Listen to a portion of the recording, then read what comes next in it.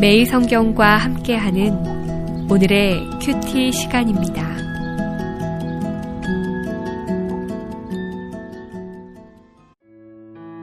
(4월 8일) 오늘의 말씀은 마태복음 24장 36절에서 51절입니다. 그러나 그 날과 그때는 아무도 모르나니 하늘의 천사들도 아들도 모르고 오직 아버지만 아시느니라. 노아의 때와 같이 인자의 임함도 그러하리라. 홍수 전에 노아가 방주에 들어가던 날까지 사람들이 먹고 마시고 장가들고 시집가고 있으면서 홍수가 나서 그들을 다 멸하기까지 깨닫지 못하였으니 인자의 임함도 이와 같으리라. 그때에 두 사람이 밭에 있음에 한 사람은 데려가고 한 사람은 버려둠을 당할 것이요, 두 여자가 맷돌질을 하고 있음에 한 사람은 데려가고 한 사람은 버려둠을 당할 것이니라. 그러므로 깨어 있으라. 어느 날에 너희 주가 임할는지 너희가 알지 못함이니라. 너희도 아는 바니 만일 집주인이 도둑이 어느 시각에 올 줄을 알았더라면 깨어 있어 그 집을 뚫지 못하게 하였으리라. 이러므로 너희도 준비하고 있으라. 생각하지 않은 때에 인자가 오리라. 충성되고 지혜 있는 종이 되어 주인에게 그 집 사람들을 맡아 때를 따라 양식을 나눠줄 자가 누구냐. 주인이 올 때에 그 종이 이렇게 하는 것을 보면 그 종이 복이 있으리로다. 내가 진실로 너희에게 이르노니 주인이 그의 모든 소유를 그에게 맡기리라. 만일 그 악한 종이 마음에 생각하기를 주인이 더디 오리라 하여 동료들을 때리며 술 친구들과 더불어 먹고 마시게 되면 생각하지 않은 날 알지 못하는 시각에 그 종의 주인이 이르러 엄히 때리고 외식하는 자가 받는 벌에 처하리니 거기서 슬피 울며 이를 갈리라.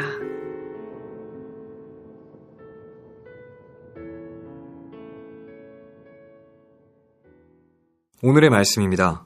앞서 예수님이 임박한 재림을 강조하신 것과 대조적으로 이번에는 재림의 시기는 알 수 없다고 말씀하십니다.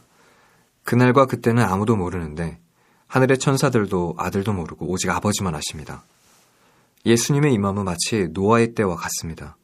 노아가 방주에 들어가던 날까지 사람들이 먹고 마시고 장가들고 시집가면서 홍수 때문에 다 멸하기까지 깨닫지 못한 것처럼 인자의 임함도 이와 같을 것이라고 예수님은 말씀하십니다. 예수님이 노아 시대의 사람들이 멸망당하기까지 아무것도 깨닫지 못했다고 말씀하신 이유는 무엇일까요? 노아 시대의 사람들은 멸망당할 시간이 가까이 왔음을 전혀 깨닫지 못했습니다. 세상 사람들은 노아와 그 가족이 긴 세월 동안 방주를 짓는 것을 보면서도 아무것도 깨닫지 못했습니다. 자신들의 죄악이 얼마나 심각한지도 몰랐고 하나님의 심판이 얼마나 엄중한지도 몰랐습니다. 그러한 영적 무지의 대가는 멸망이었습니다. 이와 마찬가지로 예수님의 재림이 임박했음을 보여주는 많은 징조가 있는데도 그것을 깨닫지 못하는 자들은 멸망을 피할 수 없습니다. 비록 예수님이 재림하실 때를 정확히 알 수는 없지만 종말의 징조를 통해 그때가 가까이 왔음을 느끼는 자는 심판의 날을 대비할 수 있습니다. 이 비밀을 깨닫는 자는 다시 오실 예수님을 기쁨으로 맞이할 수 있습니다. 영적으로 깨어있는 사람들은 하나님 말씀에 민감하게 반응합니다. 성경 말씀이 진리라는 것을 깨닫습니다. 예수님이 선포하신 말씀이 생명이라는 것을 깨닫습니다. 성경에 기록된 하나님의 말씀이 살아서 날마다 우리 삶에 역사한다는 것을 깨닫습니다.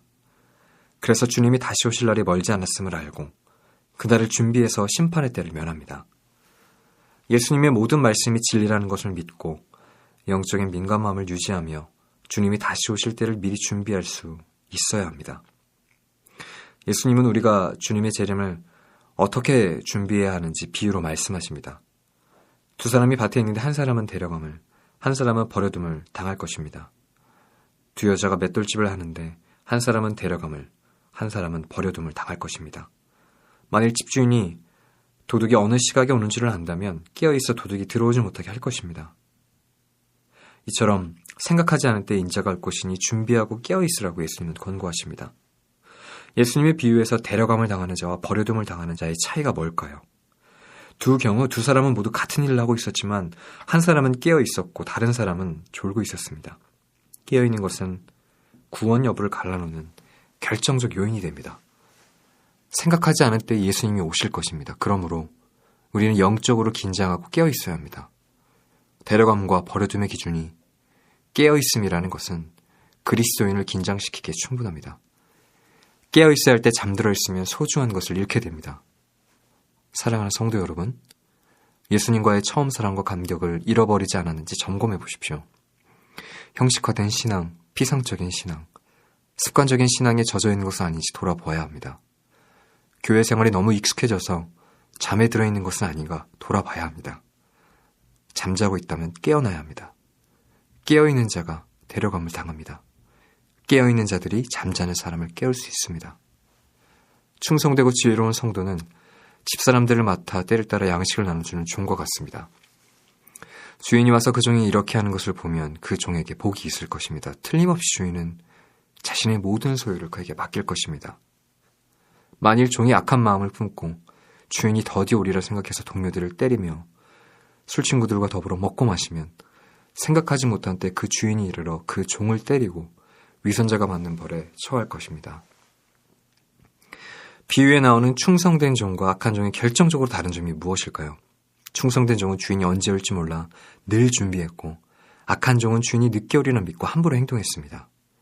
주인이 반드시 돌아올 것을 두 종 모두 알고 있었습니다. 그러나 그때를 기다리는 마음가짐이 달랐습니다. 한 명은 그날을 알지 못함으로 매일 자기 본분에 최선을 다했습니다. 이것은 충성스럽고 지혜로운 태도입니다.